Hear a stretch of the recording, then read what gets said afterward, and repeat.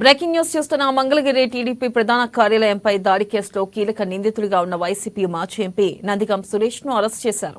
మియాపూర్లోని ఓ guest house లో ఉండగా ఆయన అదుపులోకి తీసుకున్నారు. ఈ మేరకు ఆయన్ను సిఐడి ఆఫీస్ కు తీసుకెళ్తారా లేక మంగళగిరి రూరల్ పోలీస్ స్టేషన్ కు తీసుకెళ్తారా అనే విషయంలో స్పష్టత రాలేదు. కాగా గుంటూరు జిల్లా మంగళగిరిలోని టీడీపీ ఆఫీస్ పై దాడి కేసులో నందిగం సురేష్ పై కేసు నమోదైన సంగతి తెలిసిందే.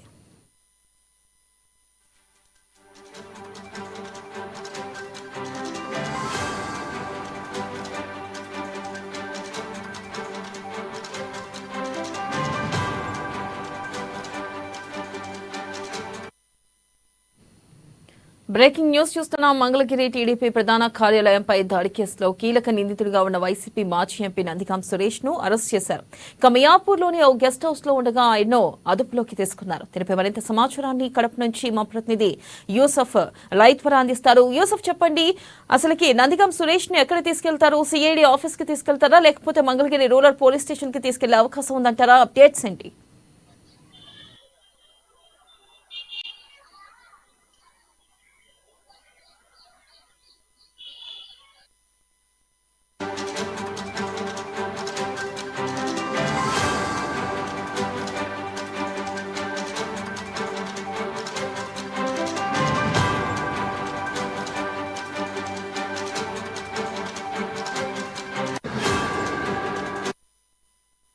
బ్రేకింగ్ న్యూస్ చూస్తున్న మంగళగిరి టీడీపీ ప్రధాన కార్యాలయంపై దాడి కేసులో కీలక నిందితుడిగా ఉన్న వైసీపీ మాజీ ఎంపీ నందిగం సురేష్ ను అరెస్ట్ చేశారు. మియాపూర్లోని ఓ గెస్ట్ హౌస్ లో ఉండగా ఆయన అదుపులోకి తీసుకున్నారు. దీనిపై మరింత సమాచారాన్ని కడప నుంచి మా ప్రతినిధి యూసఫ్ లైవ్ ద్వారా అందిస్తారు. యూసఫ్, చెప్పండి, నందిగం సురేష్ ని ఇటు సిఐడి ఆఫీస్ కు తరలిస్తారా లేదా మంగళగిరి రూరల్ పోలీస్ స్టేషన్ కు తీసుకెళ్తారా? అప్డేట్స్ ఏంటి? థ్యాంక్ యూ రూపా. కడప జిల్లా ఏపీ వ్యాప్తంగా కూడా టీడీపీ పార్టీ కార్యాలయంపై గతంలో వైసీపీ నేతలందరూ కూడా ముక్కుముడిగా దాడి చేశారు. తీవ్ర స్థాయిలో అక్కడ ఉన్నటువంటి మొత్తం కూడా ధ్వంసం చేశారు, తగలబెట్టారు.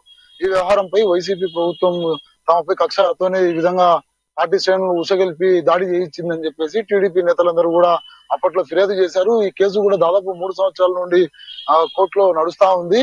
ఇప్పటి వరకు ఎటువంటి ఎవరిని కూడా నిందితులను అరెస్ట్ చేయకపోవడం పట్ల ఏపీ హైకోర్టు చాలా సీరియస్ గా దీన్ని పరిగణించింది. ఇప్పటి వరకు మీరు ఎందుకు అరెస్ట్ చేయలేకపోయారు, దీనికి గల కారణాలు ఏంటి? 307 సెక్షన్ యాక్చువల్ గా అయితే అటెంప్ట్ టు మర్డర్ సెక్షన్ కూడా దీంట్లో పొందుపరచాల్సి ఉండగా అవి కూడా మీరు పొందుపరచలేదు, పూర్తిగా నిర్లక్ష్యం వహించారని చెప్పేసి ఒకవైపు పోలీసులను కూడా పూర్తిగా మందలించినటువంటి నేపథ్యం. ఈ వ్యవహారాలన్నీ కూడా ఒకవైపు నడుస్తున్నటువంటి నేపథ్యంలో విజయవాడకు సంబంధించినటువంటి కీలక వైసీపీకి చెందిన నేతలు నందిగామ సురేష్ ను నిన్నటి రోజు రాత్రి హైదరాబాద్ లో పోలీసులు అదుపులోకి తీసుకున్నట్లు సమాచారం అందుతుంది. వారి భార్య కూడా కొద్దిసేపు క్రితమే స్థానిక నందిగామ పోలీస్ స్టేషన్ కు చేరుకున్నారు. తమ భర్తను కోర్టుకు హాజరుపరచాలని చెప్పి కోరినటువంటి నేపథ్యం.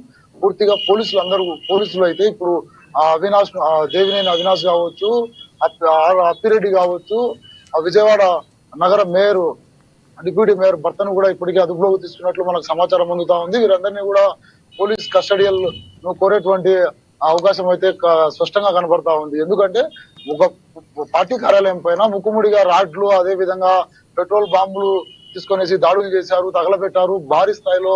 అప్పట్లో చంద్రబాబు అయితే పూర్తిగా ఈ వ్యవహారంపై కేంద్రాన్ని తనకు సహకరించాలని చెప్పి కోరినటువంటి నేపథ్యం. అప్పటి నుండి కూడా ఈ కేసు వ్యవహారం కొనసాగుతూనే వస్తా ఉంది.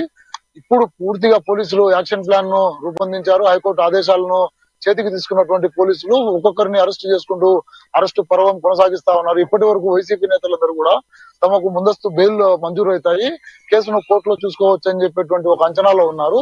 అయితే యూసఫ్, ఇక్కడ చూసుకున్నట్లయితే నందిగం సురేష్ అరెస్ట్ పై వైసీపీ నేతలు ఏమైనా స్పందించారా? ఇప్పటి వరకు కూడా విజయవాడ మొత్తం కూడా వరదల్లో పూర్తిగా ఇప్పుడు ఇబ్బందులు ఎదుర్కొంటున్నటువంటి నేపథ్యంలో అక్కడ ఉన్నటువంటి నాయకులు ఇప్పటికీ ఎవరు స్పందించలేదు. కేవలం వారి సతీమణి మాత్రమే పోలీస్ స్టేషన్ కు చేరుకున్నారు.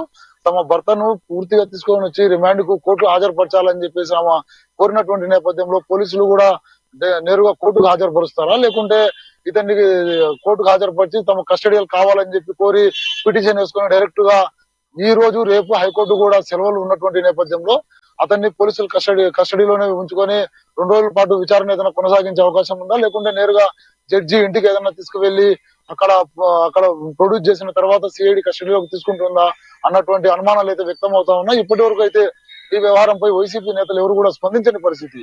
ఎందుకంటే ఇప్పటికే వరదలు వచ్చి ఇక్కడ ఆంధ్రప్రదేశ్ మొత్తం కూడా విపత్కరమైనటువంటి వాతావరణం ఏర్పడింది. ఆ సహాయక చర్యలు అందరూ కూడా నిమగ్నమయ్యారు. ప్రభుత్వం తన పని తాను చేసుకుపోతుందని చెప్పేసి పోలీసులు అయితే ఆ అరెస్ట్ల పర్వాన్ని కొనసాగించేటువంటి అవకాశం ఉంది. ఈ 2 రోజుల్లో మరి ఒక కొంతమంది దాదాపు 80 మంది కూడా ఈ యొక్క కేసులో నిందితులుగా ఉన్నారు. వారందరినీ కూడా పోలీసులు నిందితులుగా చేర్చి ఇప్పుడు వారందరిపైన కూడా ఇంట్రాగేషన్ చేయాలి, ఇన్వెస్టిగేషన్ కొనసాగించాలి. ఎందువలన వీరు దాడి చేశారు, ఎవరినైనా హత్య చేయడానికి ఒక ప్లాన్ ఏదైనా రూపొందించారా, లేకుంటే డైరెక్ట్ గా అవకాశం ఉంది కదా అని చెప్పేసి వచ్చి దాడి చేస్తారా అనేటువంటి కోణంలో అయితే పోలీసుల విచారణ కొనసాగుతా ఉంది. ఇవన్నీ కూడా ఇప్పుడు తేటతెల్లం కావాల్సినటువంటి అవసరం ఉంది. ఇప్పటికే ఇటు ప్రభుత్వ తరపున న్యాయవాదులు కూడా హైకోర్టుకు పలు ఫైళ్లను సమర్పించారు. వాటిలో ప్రధానంగా ఆరోపణలు గుప్పించారు. చంద్రబాబును తుదిముట్టేయడానికి ఇవన్నీ కూడా రూపకల్పన చేసినటువంటి నేపథ్యంలో ఒక ప్లాన్ గా ఆ రోజు పార్టీ కార్యాలయంపై దాడి జరిగింది. అప్పట్లో చంద్రబాబు కార్యాలయంలో లేకపోవడము, ఆయన ప్రాణాలతో బయటపడ్డారని చెప్పేసి ఇప్పుడు ఉన్నటువంటి ప్రస్తుత కూటమి ప్రభుత్వ తరపున ఉన్నటువంటి న్యాయవాదులు అయితే కోర్టులో ఆ యొక్క వ్యవహారాన్ని గట్టిగా ప్రస్తావిస్తూ వస్తూ ఉన్నారు. ఇవన్నీ కూడా హైకోర్టు సీరియస్ గా తీసుకుంది. ఇప్పటి వరకు అయితే యూసుఫ్, మనం చూసుకున్నట్లయితే ఈ కేసులో ఇంకా ఎవరెవరైనా ఉన్నారా, మరి వారి పేర్లు ఏమైనా ప్రధానంగా బయటకు వస్తున్నాయా, వారిని కూడా అరెస్ట్ చేసే అవకాశాలు ఏమైనా కనిపిస్తున్నాయా? ఎగ్జాక్ట్లీ దాదాపు 80 మెంబర్స్ కూడా ఈ కేసులో ఉన్నారని చెప్పేసి పోలీసులు ఎఫ్ఐఆర్ దాఖలు చేశారు. ఆ ఎఫ్ఐఆర్ లో ఉన్నటువంటి నిందితులందరినీ కూడా ఇటు జోగి రమేష్ కావచ్చు, జోగి రమేష్ అనుచరులు కావచ్చు, దాదాపు మంత్రులుగా చేసిన వారితో పాటు ఎంపీలుగా చేసిన వారు కావచ్చు, మొత్తం ఓవరాల్ గా వైసీపీకి చెందినటువంటి కీలక నేతలందరూ కూడా దాదాపు 80 మంది ఈ వ్యవహారంలో పాల్గొన్నట్లు అప్పట్లో పోలీసులు కేసును ఎఫ్ఐఆర్ చేశారు.